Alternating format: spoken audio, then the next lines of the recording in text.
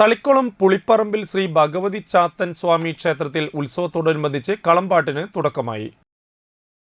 വെള്ളിയാഴ്ച രാവിലെ മഹാഗണപതി ഹോമം, പ്രഭാതപൂജ, പന്തീരടി പൂജ, വൈകിട്ട് ദീപാരാധന, ചുറ്റുവിളക്ക്, നിർമ്മാല, രാത്രി അത്താഴപൂജ, തുടർന്ന് നാഗയക്ഷിക്ക് രൂപക്കളവും നടന്നു. ക്ഷേത്രം president PS Ganeshan, secretary PS Kishor, PS Kannan എന്നിവർ ചടങ്ങുകൾക്ക് നേതൃത്വം നൽകി. നിരവധി ഭക്തർ ചടങ്ങുകളിൽ പങ്കെടുത്തു.